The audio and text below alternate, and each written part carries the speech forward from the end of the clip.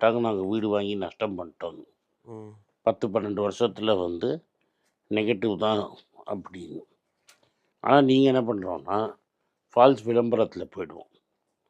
இப்போ இந்த நெட்ஒர்த்து ஜாஸ்தியாக இருக்கிறதுல என்ன அட்வான்டேஜ்?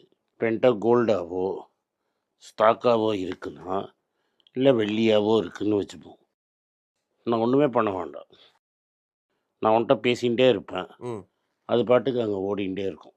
ம் ம் ரைட்டா? எங்கள் அம்மா அப்பா சவுதியில் இருந்தாங்க. எனக்கு 500 கிராம் கோல்டு கொடுத்துருந்தாங்கன்னு வச்சுக்கோ. ம் 1000 ரூபாய்க்கு கம்மியாக நான் வாங்கியிருப்பேன் எங்கள் அப்பாட்டேருந்து. இன்றைக்கி அது 10,000 ரூபா. நான் ஒன்றும் பண்ணாமையே எனக்கு 45 லட்ச ரூபா வந்துருச்சு. ம் ஒரு 45 லட்ச ரூபா நெட்டாக சேர்த்து வைக்கிறது எவ்வளோ கஷ்டம் நீங்கள் பாருங்கள். ஆமாம் சார். புரியுதா? ஸோ என்கிட்ட ஸ்டாக் போர்ட்ஃபோலியோன்னு ஒன்று இருக்கும். ம் நான் ஒன்றும் பண்ண வேணாம். அது பாட்டுக்கு